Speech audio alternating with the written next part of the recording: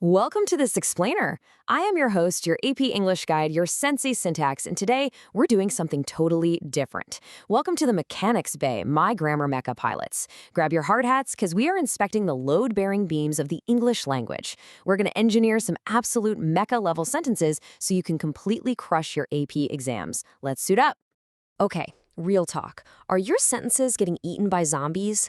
Seriously, if you're just guessing on your essays based on what kind of sounds right, you are walking straight into structural enemy traps on test day. But hey, don't sweat it.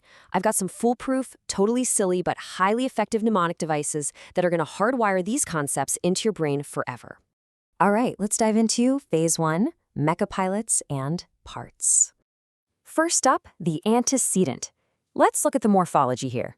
The prefix ante means before, and the root ceder means to go. Literally, it means going before. So the antecedent is your VIP anchor. It's the actual, real-world noun that absolutely must walk into the room before its cheap, lazy pronoun stunt double can take its place. Picture this. When Godzilla lost his car keys, he stomped on a skyscraper. Godzilla is the antecedent, right? He walked into the sentence first. He is just the lazy pronoun pointing backward. If you lose the antecedent, your pronoun has literally no idea who it's working for. Moving on, let's look at a gerund. The root gerundium means to carry out. So a gerund is basically just a verb wearing a noun costume. It's an ing verb acting entirely as a thing. Take the word run. Obviously, it's an action, but slap an ing on it and stick it at the front of a sentence, like running is an excellent way to escape an angry raccoon. Now, running isn't an action someone is doing right now. It's the actual name of the activity. It's a verb carrying out a noun's job. Sneaky, right? And that brilliantly illustrates our next piece of hardware, the particle. The root participium means sharing natures. This is our grammatical shapeshifter. It's a verb sharing its action to act like a descriptive paintbrush. So instead of using a normal, boring adjective like scary, you take the verb cry and twist it. The crying baby threw a diaper.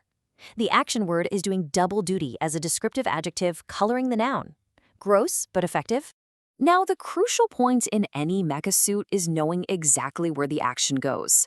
Let's do a rapid-fire contrast, direct object versus indirect object. The direct object is the grammatical punching bag. It takes the direct hit from the verb. Picture this. The furious ninja kicked the toaster. The ninja kicked what? The toaster. The toaster absorbs the impact. But what about the indirect object? Well, that's the passive bystander catching the item. The ninja threw Bob the toaster. Bob is just standing on the sidelines, minding his own business, and ends up catching the flying appliance. To finish out Phase 1, we have prepositional phrases. The prefix pre means placed before. These are your geometric tracking coordinates. Think of everything a flying squirrel can do to a cardboard box. It can go under the box, over the box, through the box, or even inside the box. Tag a noun onto the end of that, and boom, you have your location mapped out. Under the slimy rug, the monster hid. Moving right along to Phase 2, action engine weapons. Let's check out the difference between intransitive and transitive verbs. Intransitive means the action does not cross over. It's a self-contained firework. The wizard sneezed. Boom, the action stops dead. You can't sneeze an object, right? But a transitive verb, oh, that's a heat-seeking missile. It must cross over to a direct object. If I say, the dragon devoured, your brain is immediately screaming, devoured what? The action has to crash into a target. The dragon devoured the school bus. So, what's the predicate? It comes from the root dicere, meaning to proclaim. Think of the predicate as the subject's personal gossip file. It is the entire rest of the sentence spilling the tea on exactly what crazy business the noun is doing. Like, the gold retriever skateboarded down the hallway while wearing a tiny top hat. The dog is the subject, everything else is the predicate, proclaiming the absolute chaos of his afternoon. And this brings us to a major AP test favorite, active versus passive voice. Active voice is high-octane propulsion. The hero steps up and punches the verb instantly. The cat shredded the couch. Simple, aggressive, active.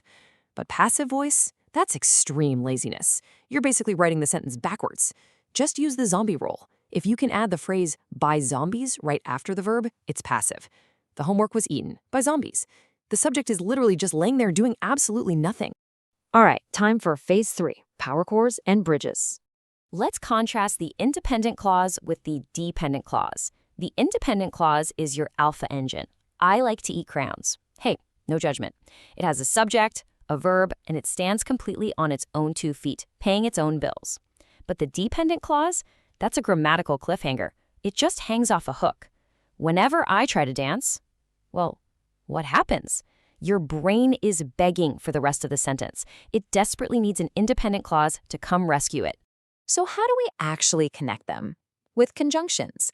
A coordinating conjunction, think of your trusty fanboys, for, and, nor, but, or, yet, so. That is an equal opportunity bridge. Picture 2 massive monster trucks meeting on an and or but bridge. Equal power on both sides. A subordinating conjunction, however, is a structural anchor weight. Take a totally perfect sentence. I ate an entire pizza. Now drop a because in front of it. Because I ate an entire pizza. Boom, you just sank it right into a dependent cliffhanger. Before we jet out of phase 3, I have to show you the ellipsis. This comes from the Greek root leipen, meaning to leave behind. These 3 magical dots are a textual portal, a total smoke bomb. They act like a black hole that eats unnecessary words. The alien civilization attacked Earth in June and left by August. The dots just ate 2 whole months of boring space travel paperwork so we could keep the sentence moving. How cool is that? Watch out, pilots. Entering phase 4, enemy attacks and healing items. Walking down the street, my water bottle exploded. Okay, pause. This is a dangling modifier. It is a stray, heat-seeking missile. Because the writer forgot to put a human noun right after the comma, the phrase walking down the street accidentally locks on to the water bottle. It creates this completely absurd mental image of a plastic water bottle with its own little legs taking a casual stroll before blowing up. So how do we heal this attack? The steps are right here. Step 1, spot that dangling descriptive phrase. Step 2, drop your VIP anchor, that antecedent we talked about earlier, right into the line of fire, immediately after the comma.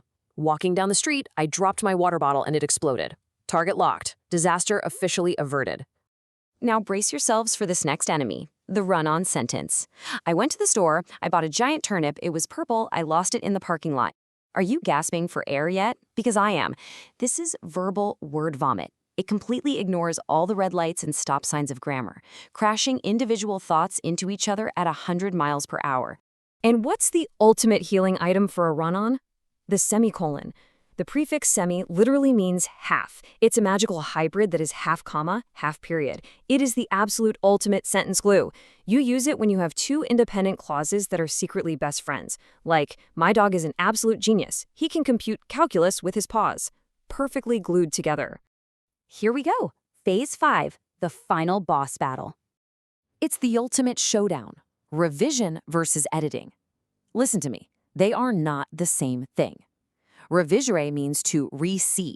Revision is remodeling the house. It's realizing your story about the park is super boring, so you tear out chapter 2 entirely and add a massive alien invasion. You change the whole soul of the piece. Editing, on the other hand, is just sweeping the rug. It's keeping the alien story exactly the same, but fixing the fact that you spelled alien, A-L-E-I-N, 3 times. Remodel first, sweep second. Got it? So are your sentence mechas ready to crush the AP exam? You now know the underlying engineering of the English language. You know the Latin and Greek roots, you've got the silly hooks, and you definitely know how to dodge those dangling missiles. Take this engineered vocabulary into battle on your next essay. Thank you so much for joining me in the Grammar Factory for this explainer. Stay active, stay independent, and seriously, never let zombies eat your homework. See ya!